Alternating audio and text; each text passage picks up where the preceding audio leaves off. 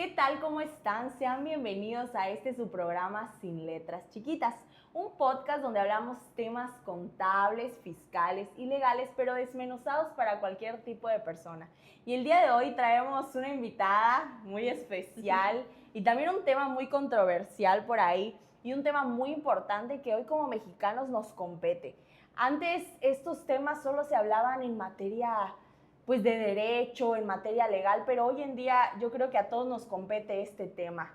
Y por supuesto, como es de costumbre, traigo a una invitada muy especial, experta en este tema, y es la maestra Marta Adriana Puerto Canepa. Ella es licenciada en Derecho por la Universidad Autónoma de Campeche, también estudió una maestría en Derecho Empresarial. Es experta en diversas ramas como en derechos humanos, en materia agraria también, en materia internacional. Y el tema de hoy, por supuesto, también es experta en materia de política, ¿verdad? Puesto que ha llevado una carrera política en el Consejo General del Instituto Electoral del Estado de Campeche como representante de partido y hoy en día funge como comisionada a la afiliación en la organización política Somos México. Pues es un placer, maestra, tenerla aquí el día de hoy. Muchas gracias, Aimee, por la invitación y es un gusto aquí poder compartir un poco de la experiencia, del conocimiento y sobre todo de la opinión de este tema tan importante. Gracias. Y antes de iniciar con este tema, ¿nos podría hablar un poco sobre la organización política Somos México? Claro que sí, Aimee, con todo gusto. Mira, la organización política Somos México hoy en día está ya prácticamente con presencia en todo el país. Wow. Se han estado constituyendo asambleas a lo largo de todo el territorio nacional. Al día de hoy llevamos 83 asambleas ya constituidas, incluyendo la del primer distrito en el estado de Campeche. Esta organización busca constituirse como un partido político nacional que nos pueda permitir formar parte del siguiente proceso electoral en el 2027. De hecho, el próximo domingo vamos a tener asamblea en Champotón, que va a ser la asamblea del segundo distrito electoral, que abarca la parte de Escárcega, de Carmen, Champotón, Ceiba Playa, y pues ahí vamos a estar. Están invitados todos. Pues muchas gracias. ¿Próximo domingo qué fecha?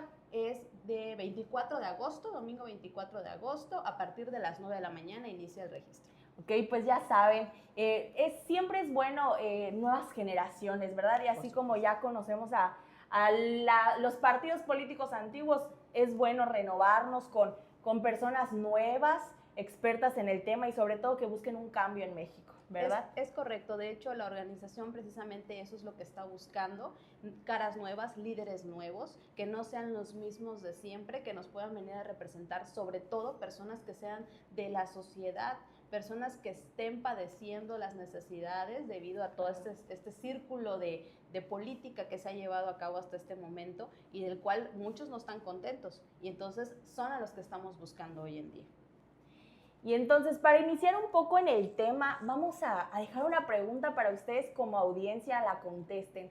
¿México realmente es un país democrático en el que se cumplen las leyes? Y no hablo de cumplimiento de leyes solo en ciudadanos, sino en funcionarios públicos desde menor rango y a mayor rango, ¿verdad? ¿Usted qué opina, maestra? Yo creo que todavía nos hace falta mucho para poder conseguirlo. Y más ahora. Y más ahora, es correcto. Pero ya lo iremos analizando ahorita en la plática que vamos a tener. Claro que sí. Y bueno, empezando con esta pregunta, vamos a desentrañarla un poquito. ¿Qué es democracia? Mira, de acuerdo a lo que realmente la Constitución nos establece, es muy clara, nuestro México es un país democrático, significa que tenemos elecciones de manera periódica y que nosotros somos los que elegimos a los que van a tomar las decisiones. Por eso es democrático y por eso es representativo. Ok, entonces los ciudadanos jugamos un papel importante en la política en México, ¿verdad? Por supuesto que sí. ¿Cuál es este papel o la importancia que tiene el ciudadano o el mexicano en la toma de decisiones?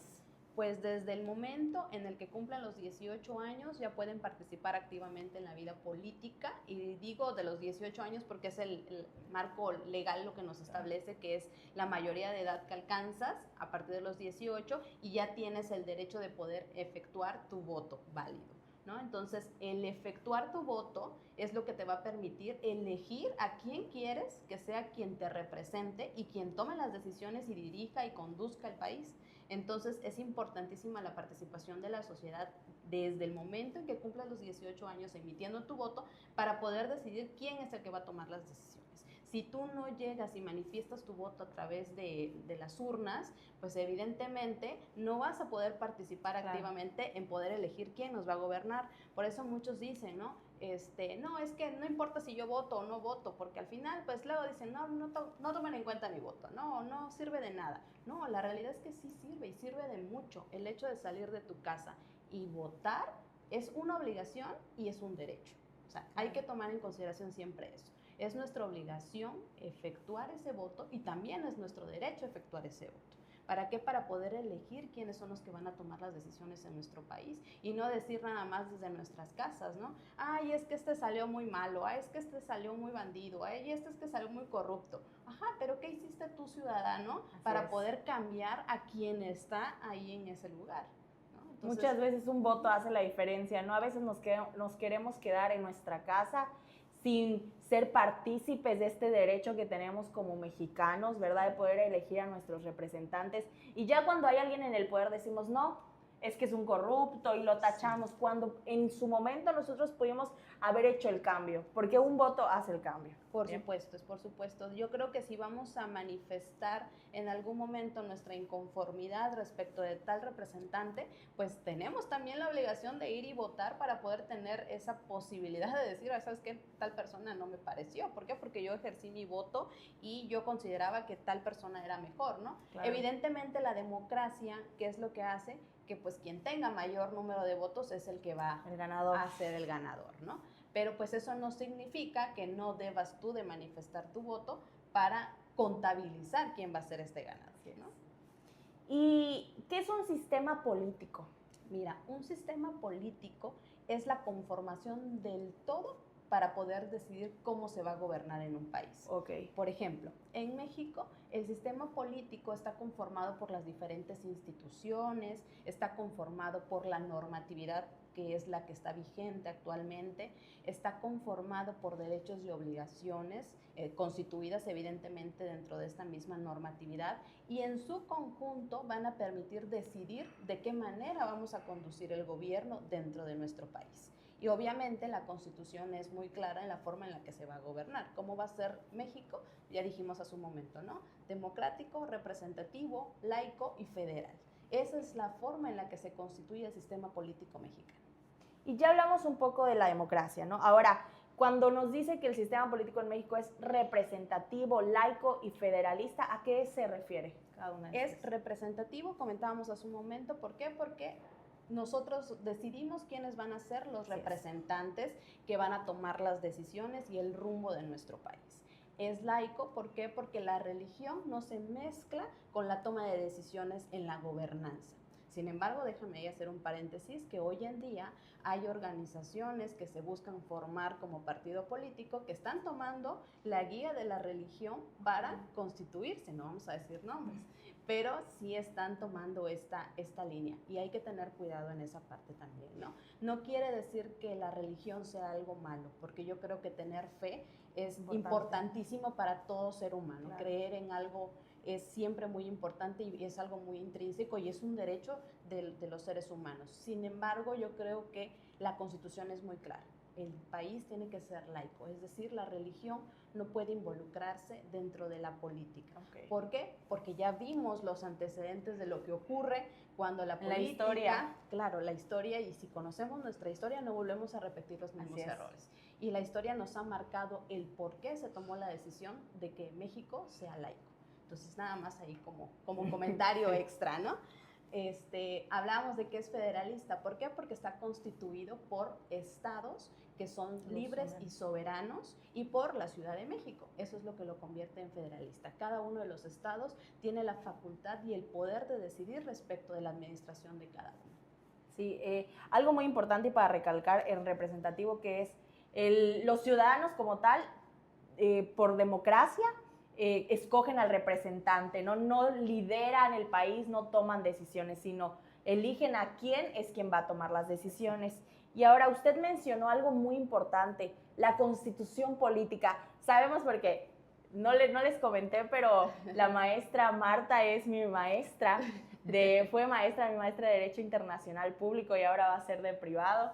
Entonces sabemos que la Constitución en materia de derecho, como lo hemos visto, es algo muy importante, es un documento muy importante aquí en México, pero para aquellas personas que nos están viendo y que no saben la importancia de la Constitución en México, ¿usted nos podría hablar cuál es esta importancia que tiene? Sí, claro. Mira, la Constitución política es nuestro máximo orden jurídico de impartición o de administración de cómo se van a conducir las diferentes autoridades y también cómo se van a conducir los ciudadanos.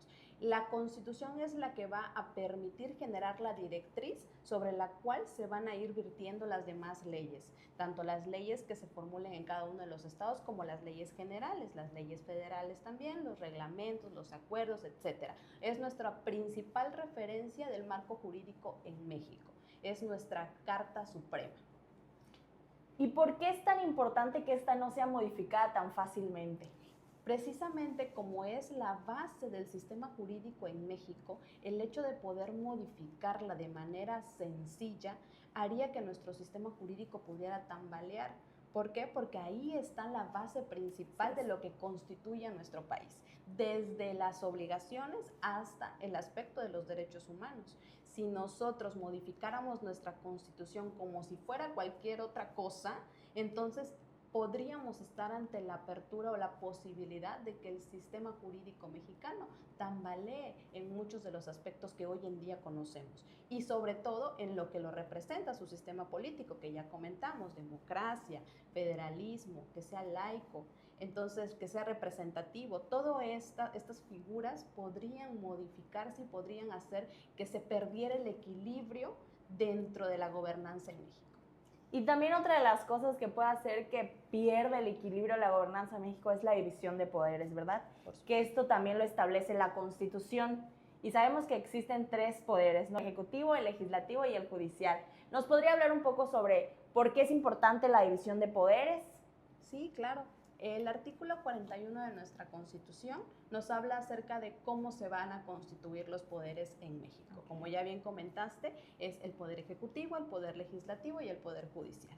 ¿Qué hace el poder ejecutivo? Pues es el que se encarga de administrar y dirigir el país como tal. Está representado a través del presidente de la República y pues en cada uno de los estados que son libres y soberanos, pues está representado por el gobernador. En el gobernador o gobernadora, bueno, porque gobernador. Ya tenemos que hacer énfasis en el tema de los géneros, ¿no? En el caso del poder legislativo, pues es el que se encarga de crear y modificar las leyes. Y en el aspecto federal, pues estamos hablando del Congreso, que está representado por su Cámara de Diputados y su Cámara de Senadores. En el caso del Poder Judicial, pues es el que se encarga de la impartición de justicia, de la interpretación de las leyes y de resolver las controversias. Importantísimo porque este poder es el que permite generar contrapesos en el Poder Ejecutivo y Legislativo. ¿Por qué? Porque es el que va a vigilar que en caso de algún conflicto o controversia que pudiera suscitarse tanto en los ciudadanos como en el ejercicio de estos poderes, pueda descifrar de qué manera... Ser un punto medio. Exactamente, de qué manera vamos a resolverlo. Y es para ello que existen las controversias constitucionales, las acciones de inconstitucionalidad. Entonces, por eso el Poder Judicial es una pieza importantísima y clave dentro de nuestro sistema político. Bien, y también en la Constitución, si no mal recuerdo, habla de un Estado de Derecho. Sí. ¿Nos podría hablar un poco acerca de eso? Mira, el Estado de Derecho como tal es el poder seguir todas y cada una de las directrices que nuestra misma Constitución nos marca para que cada una de las organizaciones y cada uno de los poderes ejecuten sus funciones de acuerdo a lo que cada quien le corresponde, sin invasión de funciones y sobre todo de manera autónoma. En el momento en que una función deja de ser autónoma e independiente, entonces pudiera estar en juego el Estado de Derecho.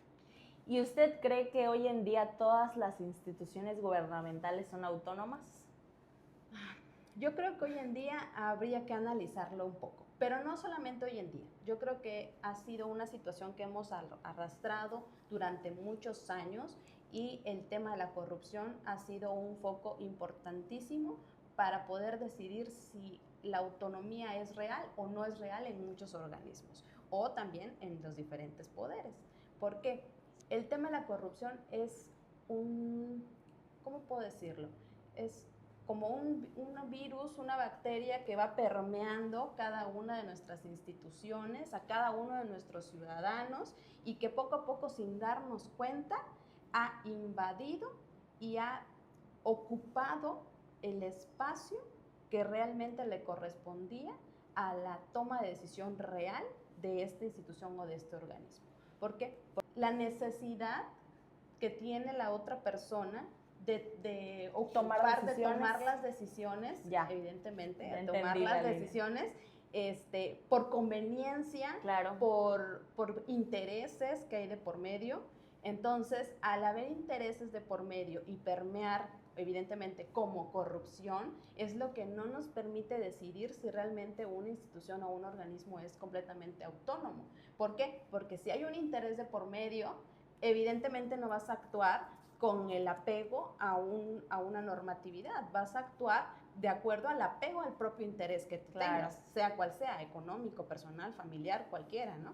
Entonces, eso es lo que hasta el momento nos ha venido arrastrando en México y no nos permite como tal poder decir abiertamente o de manera segura, realmente vivimos en una sociedad en la que los órganos son completamente autónomos. Eso es lo que yo creo. Y ahorita que usted estaba mencionando de que cada quien ve por sus intereses, yo lo veo muy claro aquí en Campeche, ¿no? Que muchas veces, o no solo en Campeche, sino en todo el país, cuando llega alguien, a una persona, un funcionario público, a un poder, yo creo que deben olvidarse del color de su partido o de dónde vienen, porque al fin y al cabo, sí, ese partido fue quien le abrió las puertas para llegar ahí, pero ya están ejerciendo una función pública, ya por quien deben de ver es por los ciudadanos, por nosotros, porque al fin y al cabo, como democracia, fuimos quien los elegimos, ¿no? En el caso de, pues, no sé, senadores, diputados, gobernadores, presidentes. Entonces, a veces juegan un poco más por velando los intereses de ellos y de otras personas que van ahí por lo mismo. Exactamente.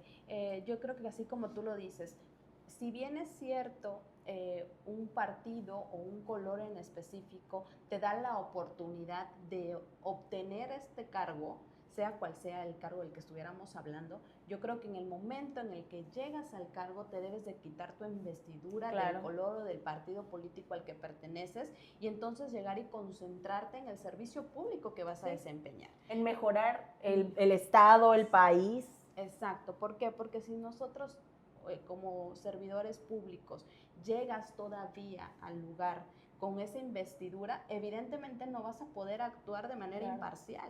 Vas a tener que actuar de acuerdo a los intereses que traigan, que es lo que comentaba hace un momento. Empiezas a actuar y aunque no lo notes, empieza a permear ahí la corrupción. En la toma de decisiones. Exacto. Tomas una decisión ya no pensando en el correcto actuar de acuerdo a la normatividad, sino empiezas a tomar las decisiones de acuerdo a los intereses o de acuerdo a los acuerdos, valga la redundancia, que hiciste antes de tomar posesión de ese cargo, porque sabemos también que ocurre, no podemos cerrarnos y ponernos una venda, no sabemos que muchas personas para poder llegar a esos tipos de cargos, pues tienen que llegar a ciertos acuerdos primero, pactar ciertas cosas y entonces sí poder llegar al puesto, ¿no? Para que le den el voto. O sea, la realidad es que es así, yo creo que es un tema que no se habla mucho, pero sí antes que llegues al poder, pues obviamente ya hiciste compromisos. Tal vez no siempre son compromisos o acuerdos ya pactados, sino que son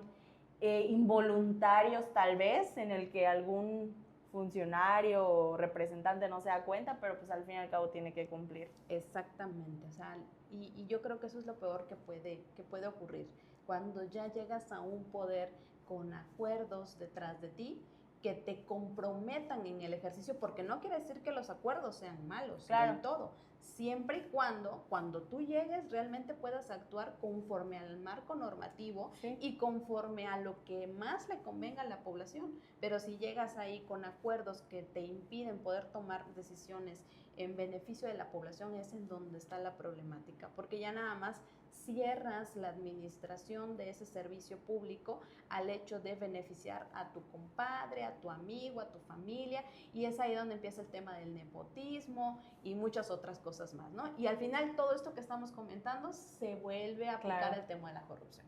Y va creciendo poco a poco.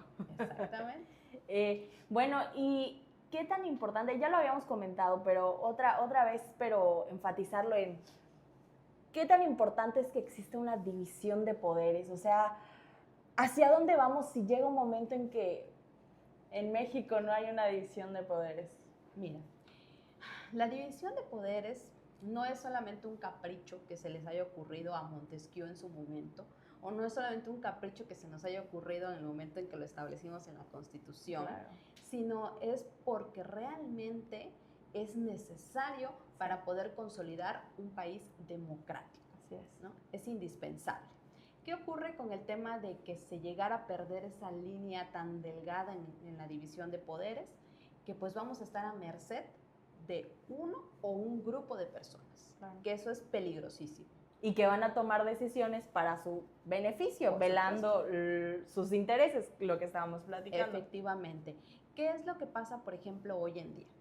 Estamos notando que el Poder Ejecutivo está pintado de un color, que obtuvo cierto número de votos por parte de la población y se eligió de manera democrática y bueno, eso no hay duda alguna. Se ejerció el voto y se eligió de manera democrática.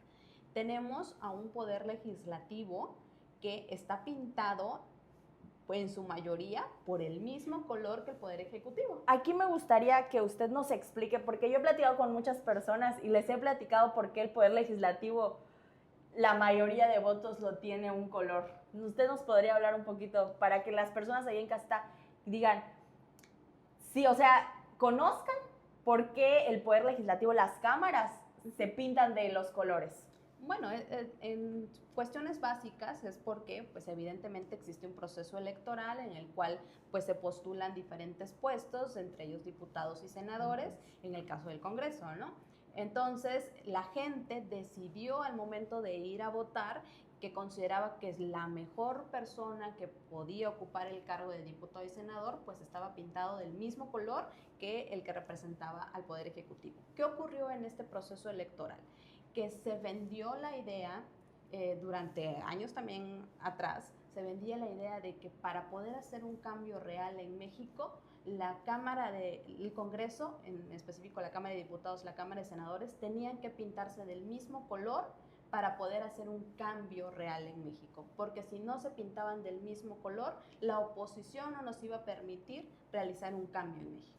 Esa era la idea que se vendió y al final funcionó. Funcionó porque en el momento en que se emitió el voto, la gente pues tenía esta idea en la mente y dijo, bueno, yo quiero un cambio para México y si quiero este cambio para México, entonces tengo que votar por el mismo color.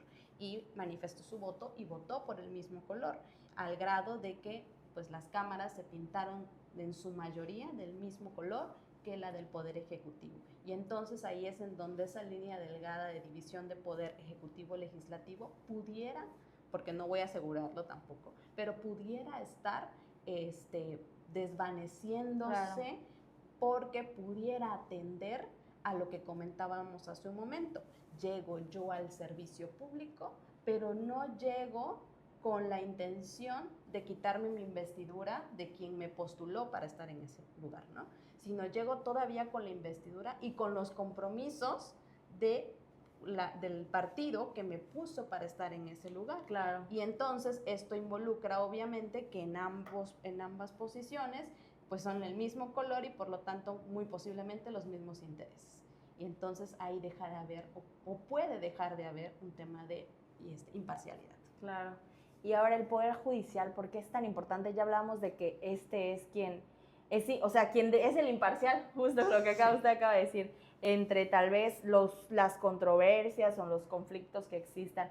Pero ¿por qué es importante que exista un Poder Judicial autónomo, que nadie pueda decidir sobre los jueces o magistrados o las personas sobre las decisiones de las personas que ahí laboran? Mira, en el caso del Poder Judicial, yo creo que primero hay que dejar muy claro que cuando hablamos en este momento del Poder Judicial nos vamos a estar refiriendo a la Suprema Corte, nos vamos a estar refiriendo a los colegiados, a los juzgados de distrito, que son los que representan al Poder Judicial de la Federación.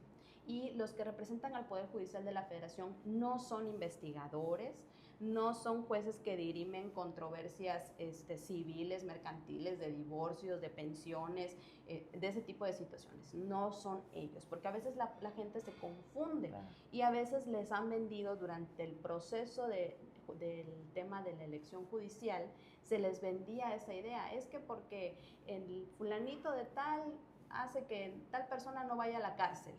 Y realmente no es así. O sea, el Poder Judicial de la Federación no es quien decide cuál va a ser la sanción que se le va a aplicar a alguien que no cumplió con cierta normatividad, no decide si esta persona va a tener una multa o si esta persona tiene que pagar el pagaré que no cumplió. O sea, eso no lo hace el Poder Judicial de la Federación y eso hay que dejarlo muy claro.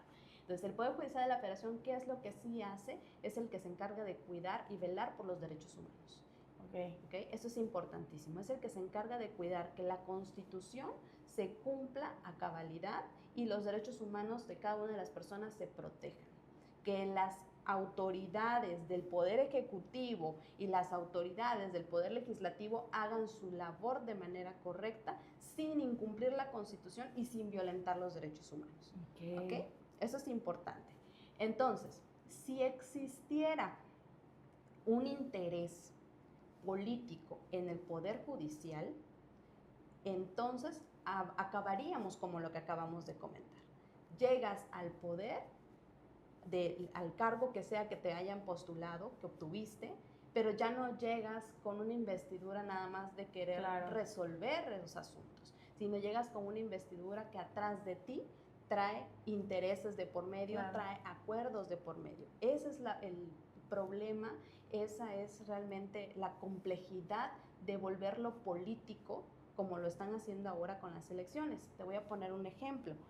Hubieron candidatos al Poder Judicial y lo pudimos ver ampliamente en las redes sociales porque fue el medio que más emplearon, sí, claro, los candidatos debido a temas presupuestales para darse a conocer. No podían recorrer todo el territorio, entonces utilizaron mucho las redes sociales y pudimos ver realmente a los candidatos a estos puestos que se reunían con, no sé, por ejemplo, con el sindicato de maestros y hacían acuerdos con el sindicato, claro, de maestros. Se reunían con el grupo de las mujeres y hacían acuerdo con el grupo. O sea, eso no lo podemos hacer. Claro. El Poder Judicial no puede hacer acuerdos porque no los puedes cumplir. Así es, porque debe ser imparcial. Por supuesto. Eres quien toma las decisiones en el, claro, ámbito judicial. No sabes cómo va, claro, a llegar tu expediente. Entonces no puedes tú hacer un compromiso con ellos. Y eso era algo muy constante que se veía, que las personas llegaban realmente con el grupo, sea cual sea, y hacían acuerdos con ellos. Entonces esa parte yo creo que es un puntito, un foquito rojo que nos permitiría visualizar la forma en la que se pudieran conducir las resoluciones de estas personas, porque al final traen la investidura de un compromiso. Así es. En cambio, en la forma en la que estaba constituido antes el Poder Judicial, con una carrera judicial, quienes empezaban desde abajo iban creciendo poco a poco con la experiencia, con los conocimientos. Los servidores públicos que vienen con una investidura llegan al poder y no se pueden quitar la investidura, claro, del partido político y traen atrás de ellos acuerdos, compromisos a los que llegan al cargo y tienen que cumplir porque es parte de lo que conocemos normal en la política hoy en día en México, ¿no? Entonces, te puedo dar un ejemplo. Vimos en redes sociales que estas personas que se postularon como candidatos al Poder Judicial, ¿qué era lo que hacían? Estaban haciendo un tipo de campaña política. Ese es el peligro que corremos en el momento en que empezamos a volver político el tema de las elecciones de estas personas. Adicional a eso, no podemos descartar el hecho de que muchos de ellos venían ya con una investidura de un partido político o eran militantes de ese partido político en específico, cual sea que fuera el color, ¿no? Ya simpatizaban con ciertos representantes de estos partidos políticos y que lo único que hicieron fue moverse y no estar en el Ejecutivo ni en el Legislativo, sino se movieron al judicial, ¿no? No porque trajeran una trayectoria de carrera como judicial. Como antes, ¿no? Como se traía antes, ¿no? Esta carrera judicial, ¿qué era lo que hacía? Permitía que aquellos que empezaban desde abajo, poco a poco con su experiencia y conocimientos fueran creciendo y que en el momento en que ocupaban los cargos de jueces, entonces, o de ministros, entonces sí, podían desempeñar este papel con todo el conocimiento y la experiencia que le había traído la trayectoria. Pero hoy en día no va a ser así. Claro. O sea, va a ser que cualquier persona que tenga ciertos conocimientos, un cierto perfil, va a poder llegar. Pero que seas abogado no quiere decir que tengas la capacidad suficiente para poder resolver un asunto de índole de derechos humanos, un asunto de índole de controversia constitucional. Es completamente distinto. Repetimos, no es lo mismo llegar a ser a lo mejor un juzgador que va a resolver respecto de alimentos o de una pensión, a ser quien va a dirigir la Suprema Corte de Justicia de la Nación y va a tener que resolver la forma en la que se va a interpretar la Constitución y cómo se van a resolver en su futuro a través de criterios jurisprudenciales ciertas controversias, ¿no? No es lo mismo, porque al final son quienes tienen en sus manos la interpretación y la aplicación de los derechos humanos y la protección de los derechos humanos, mejor dicho. Claro, y lo más importante, ¿no? Que la impartición de justicia no debe ser por el público, o sea, no, como yo le digo, no debe ser como cualquier novela que vemos o cualquier programa de que nosotros vemos en las redes sociales, ¿no? A los políticos, ¿no? Porque la política ahorita ya se volvió, no quiero decir como artistas, porque es la realidad, buscan caerle bien a la gente para que voten por ellos. La popularidad. Claro, popularidad, para que voten por ellos. Y la política no debería ser así. Y ya se convirtió así, y ahora vamos a que el Poder Judicial también se vuelva así, porque ¿cómo están? En lugar de que las personas o nosotros como ciudadanos conozcamos a los que van a impartir justicia por su trayectoria, los estamos conociendo, o bueno, los conocimos en su momento por los videos que subían y otra vez popularidad, caerle bien a la gente para que pueda llegar ahí. Y se está perdiendo el conocimiento que se debe tener, la experiencia sobre todo, que no cualquiera va a venir a resolver este tipo de controversias constitucionales en materia de derechos humanos. O sea, ¿se imaginan que en algún momento a ustedes o nosotros como ciudadanos nos vulneren nuestros derechos y la persona que nos sea la encargada de resolverlo sea alguien que, no sé, grabó un video en TikTok, o sea, para llegar al puesto? Por supuesto que no. Debe ser una persona preparada en materia de derechos humanos. Exacto. Y yo creo que lo que estamos haciendo, a lo mejor no quiero sonar así como que muy, muy dura, pero lo que estamos haciendo es rebajando la investidura tan importante que realmente tenía el ser un ministro de la Suprema Corte, lo que tenía para ser un representante en el Poder Judicial. O sea, realmente esas investiduras las hemos estado rebajando al hecho de que, lo que tú acabas de decir, ser popular. O sea, no es necesario que yo haga ya una carrera, tenga una trayectoria, tenga experiencia, sino basta con que yo suba un TikTok y me vuelva viral en la pequeña cosa que hice o que dije, y ya con eso genero popularidad y es posible que me den muchos votantes. Claro. ¿No? Entonces estamos minorizando ya realmente la capacidad de las personas para poder llegar a esos puestos. Sí es. ¿Y cómo afecta hoy en la actualidad? ¿Qué casos usted ha visto que afecta en la actualidad esta división de poderes? Mira, yo creo que de los casos que podemos mencionar que están ahorita muy, muy sonados y que creo que además de que están muy sonados, son trascendentes y muy importantes, es el tema de la libertad de expresión hoy en día. Creo que todos estamos conscientes y hemos escuchado este tema de que han estado golpeteando a aquellos periodistas que no están de acuerdo con la forma en la que se está administrando hoy en día al país, ¿no? ¿Qué ocurre? Que ahora ya no vas a poder manifestar libremente tu opinión de si estás inconforme con la forma en la que se está gobernando sino que vas a tener ese temor de que si lo dices, pues ahora entonces van a figurarte como violencia política en razón de género. Que en su momento cuando se creó la figura para mí maravillosa. ¿Por qué? Porque permitía tener una herramienta para las mujeres para poder defenderse ante esas personas, estos sujetos, o incluso mujeres también, que venían a menospreciar la figura de la mujer dentro de la política, y era maravillosa, fantástica, pero hoy en día se ha utilizado como una herramienta para silenciar, para violentar el tema de la libertad de expresión. Se está aplicando a conveniencia. Exactamente, se empieza a aplicar a conveniencia. ¿Y por qué? Por este tema de que las delgadas líneas entre los poderes se empiezan a borrar, claro, y permiten ahora que, aunque no lo digan abiertamente, podemos notar que hay ya una influencia directa entre cada uno de estos poderes que hacen que las determinaciones de los poderes judiciales se dirijan hacia un camino en específico, que es proteger a quien se encuentra a cargo del Poder Ejecutivo o a quien se encuentra con una investidura en el Poder Legislativo. Y entonces el Poder Judicial ya deja de ser imparcial. Y lo estamos viendo que es muy notorio. Evidentemente van a haber temas en los que sí se va a estar violentando a la mujer y maravilloso que lo sancionen. El problema es cuando no exista esta violación al tema del género y se esté utilizando únicamente para que las personas se callen y no puedan manifestar una oposición directa hacia la forma en la que se conducen los servidores públicos. Y tenemos muchos casos ya, lamentablemente muchos casos en el país. El hecho de que ahora veamos a ciudadanos que estén pidiendo disculpas a los servidores públicos, claro, o sea, es realmente una alerta. Antes los servidores públicos nos rendían cuentas a nosotros, los ciudadanos.